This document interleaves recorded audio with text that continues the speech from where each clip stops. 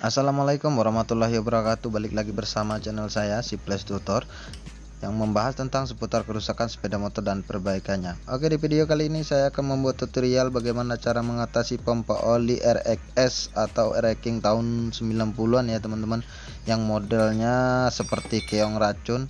Ini mengalami kebocoran pada pompa olinya.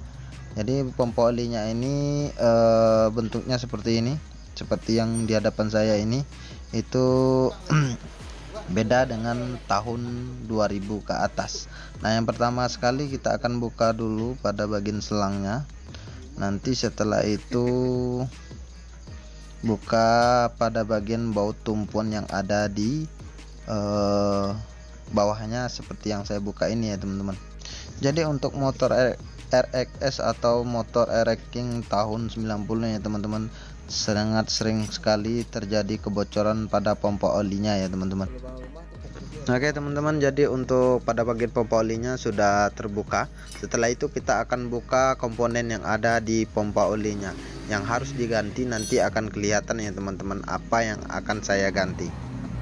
Saya sarankan untuk teman-teman pemula, kalau seandainya teman-teman pemula nantinya takut lupa untuk memasang komponennya, teman-teman harus tandain ya teman-teman, apa yang dibuka itu teman-teman harus kasih tanda biar nantinya untuk pemasangan ulang tidak lupa ya teman-teman.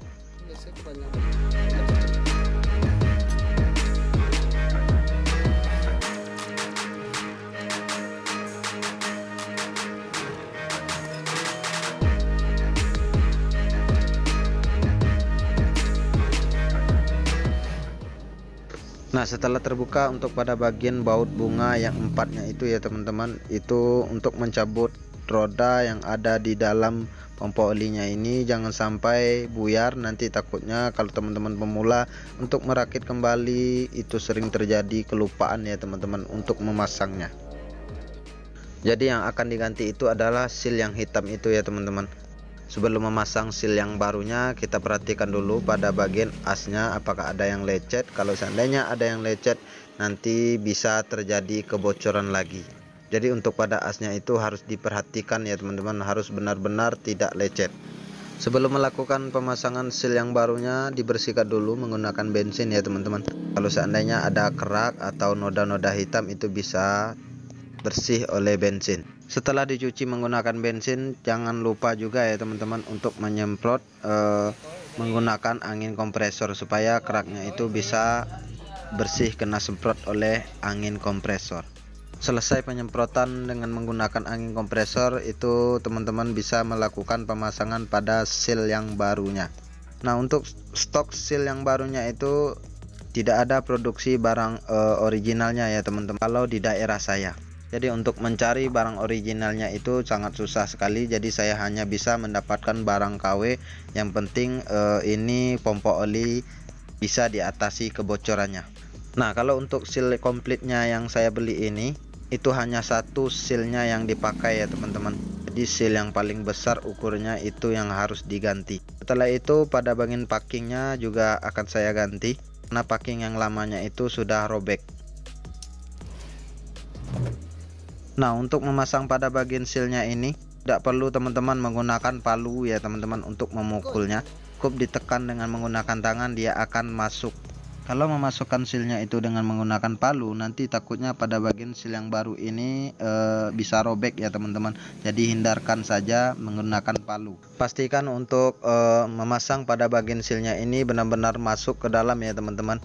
Jangan sampai pemasangannya itu tidak presisi. Nanti takutnya kalau dia tidak presisi, maka kebocoran pada pompa olinya akan terjadi lagi. Karena kenapa? Karena pemasangan pada bagian sealnya itu tidak presisi. Oke, setelah pemasangan sealnya sudah selesai, lanjut untuk merakit kembali pada komponen pompa olinya ini. Seperti yang saya bilang tadi, kalau seandainya teman-teman nanti memasang komponen pompa oli yang dibuka tadi, kebingungan nantinya untuk pemasangannya, teman-teman cukup tandain atau kasih tanda pada komponen yang teman-teman buka sebelumnya, supaya untuk pemasangannya tidak kelupaan ya teman-teman. Nanti kalau dia kelupaan untuk pemasangannya, itu bisa bahaya untuk cara kerja pada pompa oli ini.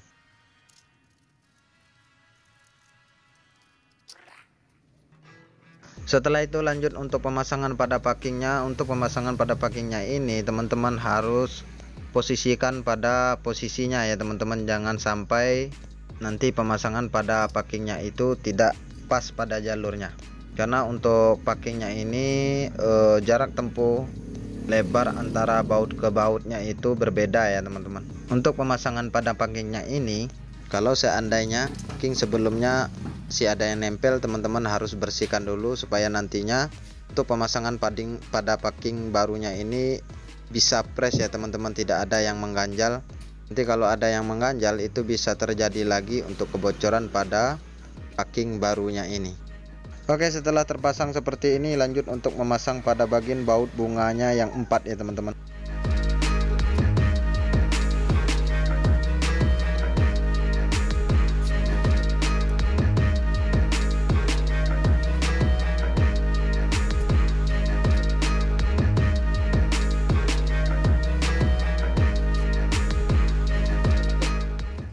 Oke, setelah bautnya kencang semua, biasanya kalau untuk packing yang KW seperti ini itu banyak lebihnya ya teman-teman. Jangan lupa dipotong pas dindingnya untuk packingnya yang berlebih itu ya teman-teman, seperti yang saya lakukan ini. Tujuannya supaya nantinya enak dipandang ya teman-teman, kalau seandainya pada packingnya itu rapi terpasang, tidak ada lebihnya seperti packing buatan sendiri. Nah, karena ini packing cetakan dari pabrik barang KW ya teman-teman, jadi packingnya itu agak banyak lebihnya, jadi harus dirapikan. Setelah meratakan pada packingnya yang berlebih tadi, ini sudah cukup menurut saya ya teman-teman. Saya akan lanjut lagi untuk memasang pada bagian pedal gas pompa olinya. Untuk pemasangan pada bagian pedal gas pompa olinya ini jangan sampai kebalik, nantinya itu kalau dia kebalik nantinya tidak akan berfungsi untuk keluar oli yang menuju ke karburator.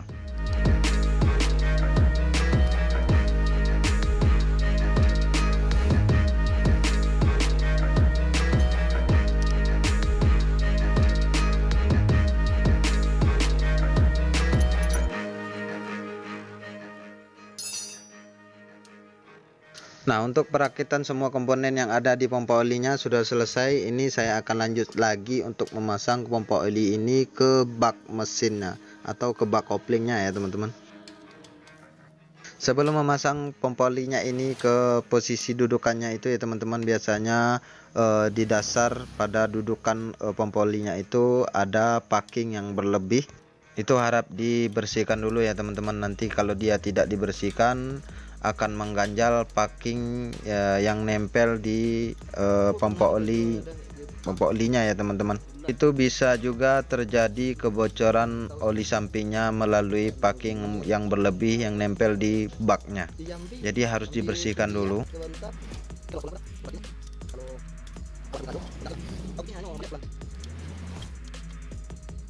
Nah, setelah bersih untuk pada bagian packing yang nempel di baknya, itu saya akan lanjut untuk memasang pompa olinya.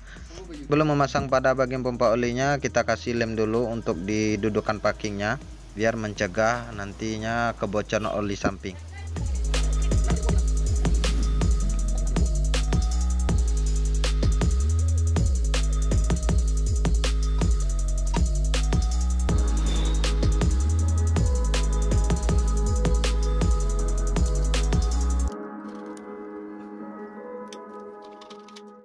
Oke, setelah pemasangan pompa olinya sudah selesai, itu jangan lupa selangnya dipasang juga, mulai dari selang ditabung oli samping dan selang yang menuju ke karburator. Untuk selang kecil yang menuju ke karburator itu dilepas dulu ya teman-teman.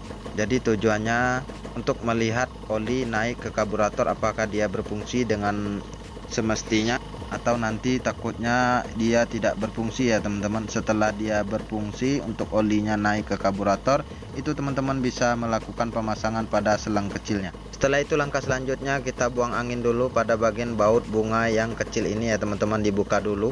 Kalau olinya sudah keluar di bagian lubang baut yang kecil ini, itu biasanya otomatis oli akan naik dengan normal ya teman-teman. Oke, kita tunggu sebentar. Nah, untuk olinya sudah penuh semua di pompa olinya ya teman-teman. Saya pasang lagi untuk baut bunganya. Setelah terpasang, kita akan tunggu sebentar untuk jalur oli yang menuju ke karburator, apakah dia sudah normal keluarnya atau belum. Oke, untuk oli yang keluar menuju ke karburator itu sudah keluar ya teman-teman. Lanjut saya pasang untuk selangnya. Oke, untuk selang sudah terpasang semua. Saya hidupkan lagi untuk motornya ya teman-teman, biar dia olinya itu normal untuk keluar menuju ke karburator. Jadi untuk pompa olinya ini sudah berfungsi dengan normal ya teman-teman. Setelah itu saya bersihkan dulu untuk oli yang netes di bagian bawahnya, supaya nantinya tidak terjadi khawatir bahwasanya oli bocor lagi pada pompa olinya. Jadi yang saya bersihkan dengan menggunakan bensin ini itu adalah oli yang saya buang angin tadi ya teman-teman. Oke, untuk pompa olinya sudah normal lagi ya teman-teman, tidak ada lagi terjadi kebocoran oli samping di bagian pompa olinya. Saya akan lanjut lagi untuk memasang pada bagian tutup pompa olinya ini. Nah, jadi seperti itulah untuk cara mengatasi pompa oli RXS atau REK tahun 90-an ya teman-teman, yang terjadi kebocoran di pompa olinya. Jadi yang harus diganti adalah seal yang besarnya ya teman-teman, seperti yang saya ganti tadi. Dan juga kalau seandainya packingnya itu robek, teman-teman bisa melakukan pergantian pada packingnya juga.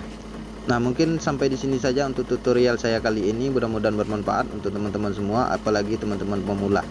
Jangan lupa dukungannya yang belum subscribe ya, subscribe sebanyak-banyaknya, nyalakan juga tanda loncengnya biar teman-teman semua tidak ketinggalan video terbaru saya. Sampai bertemu lagi di video saya yang selanjutnya.